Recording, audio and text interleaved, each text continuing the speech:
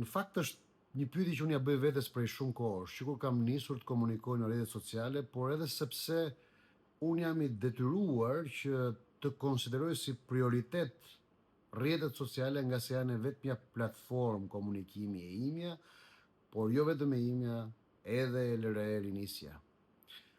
A ja vlen, realisht, a ja vlen të konsiderosh, të përgjigjesh, të japësh xhevap, të shpenzosh kohë, energji dhe të besosh se mund të arrish të kuptohesh me ata njerëz të cilët e kanë ndarë mendjen që nuk duan të të kuptojnë. Kam provuar në këto 6 vite shpesh herë që të shkëmbej dhe të ndërshkëmbej mesazhe me njerëz. Por e kuptoj që është e kotë sepse kush vjen me para caktimin, pra kush e ka kry para se të vi me komentu, opinionin e vetë, për kufizimin e vetë, kush e ka kry mënyrën e vetë se si të ka kategorizuar ty, se si të ka futur ty në një kuti si pas ti, apo si pas saj, edhe në qoftë se ti përpiqesh të komunikosh me të, të aftosh që të dëgjoj, të të lexoj, ai apo ajo as se kanë ndërmend ta bëjnë. Për ata ti je ashtu si ata të kanë përcaktuar para se të fillojnë komunikimin me ty. Pra nëse dikush vjen dhe bën një koment dhe thot ti je i till, apo ja till, përpiqu sa duash me kulturë, me edukat, që ti shpjegosh, po pse më o njeri? A më nje? A më nje o njeri i mirë? A më ke dëgjuar ndonjëherë? A më ke lexuar ndonjëherë? A ke folur ndonjëherë me mua? A e ke marrë ndonjëherë mundimin ta dish anën time të vërtetës, të ngjarjeve, të opinioneve apo të qëndrimeve të mia? Apo të mjafton çfarë ke dëgjuar dhe çfarë kanë thënë tjerët për mua, dhe me këtë ti e ke mbyllur hesapin, i ke vënë kapakun. Pra a ja vlen që realisht të harxhosh energji me këtë lloj njeriu, me këtë lloj qytetari? Unë për vete dorëzohem. Sepse e shoh që edhe kur unë e humbaz dhe nervozohem, edhe kur unë i shtrëngoj fort nervat e mia dhe i bëj jo çelik, por çelik e shkuar çelikut or tunxh, dhe përpiqem të kërkoj vëmendje që të sqarohemi. Jo, kush e ka ndarë mendjen që thot ti je i till, ka mbaruar, e ka dhënë verdiktin, e ka dhënë dënimin. Nuk ka shanse t'ja ndryshosh as qëndrimin, as mendimin dhe as vendimin. Dhe kam vënë këtë gjë sepse shoh që ka njerëz që hynë me atë që është fryma që është përcjell nga partitë ku ata bëjnë pjesë. Dhe më bën përshtypje, sepse rasti im është një rast unik. Më bën shumë përshtypje, ju a them sinqerisht dhe seriozisht. Sepse në të njëjtat postimet mijat, ose në të njëjtat postimet mijat, kjo është e pabesueshme, kjo që mua më ka ndodhur sidomos në këto 3-4 javët e fundit është e pabesueshme. Në të njëjtat postime që unë bëj, qëndrojnë 3 kategori komentesh. Dhe janë në një harmoni të plot. Ka komente të atyre që vinë në frymëzimin dhe thashët e mnajat dhe porosit që u kalon Partia Socialiste. Dhe të gjithë pa më njohur, pa më dëgjuar, pa lexuar madje as titujt, pa dëgjuar as një gërm prej meje, thjesht sepse dikush u ka thënë që ky është armiku, thjesht sepse dikush në Partinë Socialiste u ka thënë se ky është me ata, është armiku, dhe ata të gjithë vinë si skifter, me sharje vulgare, me banalitet horror, plaka dhe pleq, burra dhe gra me thinja që mbajnë dhe nipër dhe mbesa, në duart e tyre dhe në krahët e tyre dhe fillojnë e mëshajnë o klyshi Sali Berishës, o klyshi Sali Viçidolit, o klyshi Sali Serbit, u bët ju, dorëzoni qeverin ju, roft Edi Rama është gjigant dhe pastaj një fjalor i ndyt dhe i ullët se çfarë duhet t'i ham ne Edi Ramës dhe kujt nga antarëve të familjes tonë, familjes time në këtë rast, do t'i bëjnë këtë dhe atë dhe atë dhe atë, një fjalor vulgar i frikshëm. Dhe unë nuk e di nga u vjen kjo lloj urrëtie. Po ç'pun kam unë me Saliun, më? O njerëz, ç'pun kam unë me Sali Berishën, më? Çfarë lidhje kam unë me Sali Berishën? Unë jam Arian Galdini. Mirë po, nuk mjafton kjo. Por në të njëjtat postime, ku është seria masive e vulgaritetit të militantëve të Partisë Socialiste dhe të milicive virtuale që janë call centrat e Partisë Socialiste, qëndrojnë në harmoni. Kush, do thoni jo?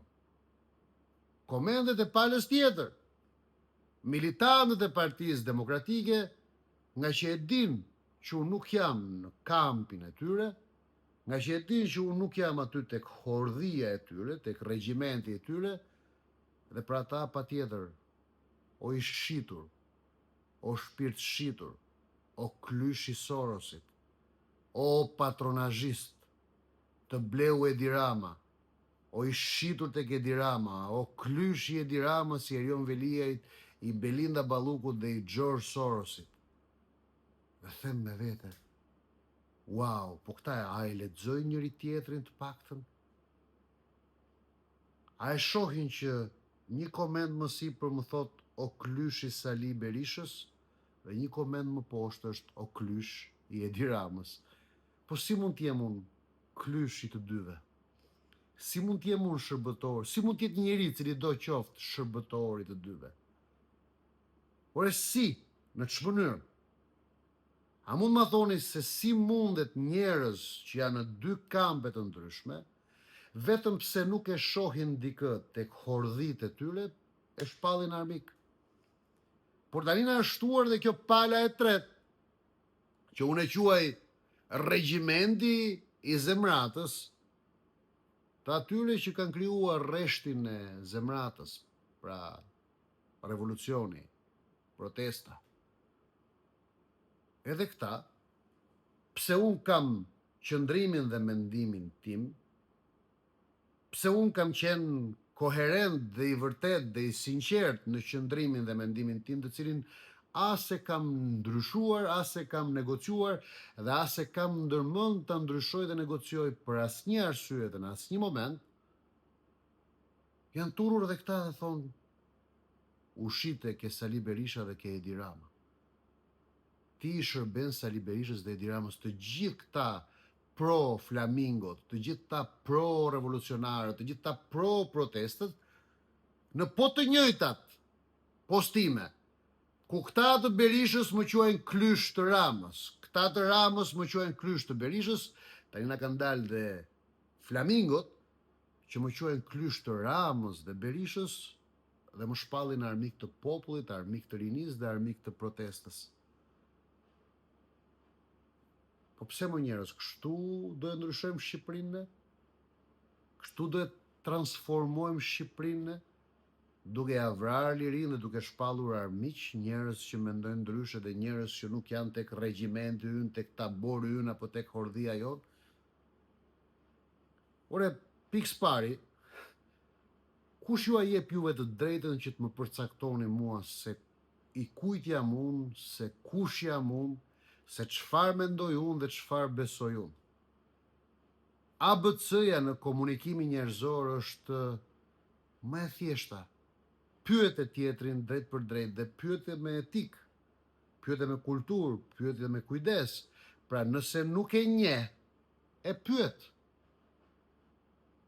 Po nuk mund të vini në rrjetet e mia sociale, në postimet e mia, në platformat e mia të komunikimit, dhe të sillni aty çizmen e ndyt dhe të fliqet të thashëthemnajave dhe keq kuptimeve dhe keq interpretimeve që ju u bëni me njëri tjetrin në oborret e partive tuaja apo të taborave tuaja apo të regjimenteve tuaja. Stop, kjo merr fund sot. Sepse unë e kuptoj që me këtë mas njerëzore që të dënon pa të dëgjuar, që të përkufizon pa të njohur, që i jep vetes autoritetin suprem të gjykatësit, që ata e din se ç'a mendon ti, që ata e din dhe e kanë kuptuar se çfarë mendon ti. Po jo more njerëz të mirë, sepse ndoshta nuk e keni kuptuar. Prandaj pyetet, prandaj komunikohet, prandaj dikë që nuk e njeh, e pyet drejt për drejt. Dhe e pyet sepse mund të ekzistojë patjetër mundësia që nuk e ke kuptuar drejt. Më pyesni more në rrjetet e mia sociale, më pyesni mua, por bëjeni me etik, bëjeni me kulturë. Prandaj këtë jetutje, unë po ju them këtë gjë. Çdo koment që bëhet për njeriu dhe kundër njeriu, që interpreton njeriu, që jep opinione për njeriu, kushdo qoftë ai unë apo kushdo tjetër, do të marr me njëherë blok, delete. Në rrjetet e mia sociale dhe në rrjetet sociale të LRE Rinisja, do të ketë komunikime etike të kulturuara, vetëm për ide, për procese, për ngjarje, për zhvillime, për parime dhe për vlera, për fenomene dhe për gjëra që janë publike. Absolutisht asnjë përkufizim, absolutisht asnjë përcaktim, asnjë etiketim dhe asnjë opinion nuk do të pranoj unë në rrjetet e mia sociale për njeriu. Qoftë ai njeri Arjan Galdini, qoftë edhe një kundërshtar im dhe armiku im. Kushdo qoftë, miku, armiku apo vetë unë, në rrjetet e mia sociale dhe në rrjetet sociale të LRE Rinisja, prej sot janë të ndaluara të gjitha opinionet, konsideratat dhe përkufizimet për njerëz. Duhet të mësojmë kulturën dhe etikën që nuk kemi të drejtë të gjykojmë njeriu. Njeriu ose vendos ta njohësh dhe kur vendos ta njohësh e pyet me kulturë dhe etik drejt për drejt, ose nuk e ke shansin ta etiketosh, ta përkufizosh apo të thuash ky është opinioni im dhe është e drejta ime. Jo. Opinionin tënd e ke të drejtë absolute i dashur qytetar, por mbaje për vete. Jo të ma thuash mua. Se në momentin që opinionin tënd ma thua mua, atëherë ti duhet më dëgjosh mua. Sepse çdo njeri, unë dhe ti, jemi i vetmi autoritet që mund flasim për veten tonë. Asnjëri prej nesh nuk është autoritet për me fol për dikë tjetër përveç se për veten e vet. Kështu që nëse ju keni një opinion për mua, autoriteti suprem për Arjan Galdinin është Arjan Galdini, pyesni Arjan Galdinin. Përndryshe s'ka blok, delete dhe nuk ka komunikim. Komunikimi është etik i kulturuar dhe me rregulla në rrjetet sociale të Arjan Galdini dhe të LRE Rinisja.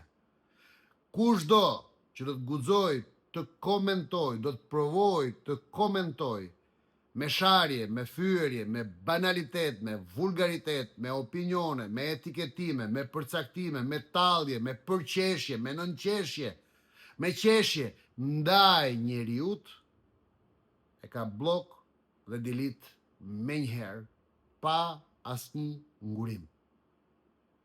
Bujrum, kush don me njoft, 068 40 60 131 është numri im.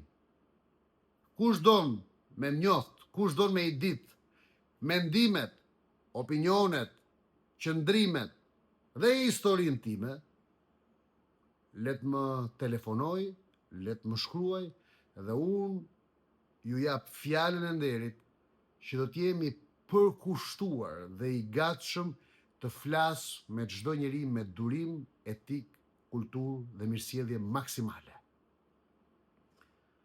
Por ata që duan vetëm të shfrynë dhe të shprazin opinione bazuar në mosnjohje, bazuar në thashethemnaja dhe porosi partish, bazuar në përkatësi hordhish dhe regjimentesh politike apo ekstra politike, nuk pranohen, nuk lejohen në rrjetet sociale të Arjan Galdinit dhe të Lorë Rinisja dhe marrin automatikisht me njëherë blok delete. Ky rregull është i pandryshueshëm. Do vendosim kufi jo për me mbrojt vetveten, por për me ndryshu Shqipërinë. Shqipëria ndryshon nga kufi i vegjël. Për mos me ushit Shqipëria, ne do të mësojmë mos me shit shpirtin. Që mos të shitet Shqipëria, ne duhet mësojmë mos me shit njëri tjetrin. Se me këtë batërdi, urrëtie, mlefi, balte, helmi, vreri pa fund, po vrasim njëri tjetrin, e unë nuk e di se kush do ta gëzoj Shqipërinë nesër. Që ta mbrojmë Shqipërinë, duhet ta trashëgojmë. Por Shqipërinë nuk e trashëgojnë as gurët dhe as dheu, as uji dhe as pemët. Shqipërinë e trashëgojnë njerëzit. E po poshtruam njëri tjetrin. Po vram njëri tjetrin. Pyetja që kam për ju është kjo. Kush do ta trashëgojë Shqipërinë? Në qoftë se ne do vazhdojmë të mbjellim, të shtojmë kaq shumë mlev dhe urrëtie, kaq shumë vrerë dhe balt në njëri tjetrit, kush do ta trashëgojë Shqipërinë? Mendojeni këtë gjë. Kufijtë e vegjël mbrojnë Shqipërinë e madhe. Mbrojtja e njeriut trashëgon Shqipërinë tek njeriu. Ne jemi punëtor të kohës dhe brezit ton që t'u lëm Shqipërinë më të mirë dhe më të bukur dhe më të drejtë fëmijëve tanë dhe atyre që do vinë pas. Por duke vrarë njëri tjetrin, unë nuk e di se kush do të vi pas dhe kush do të dojë që ndroj këtu më pas. Mjaft më helm, mjaft më balt. Mjaft.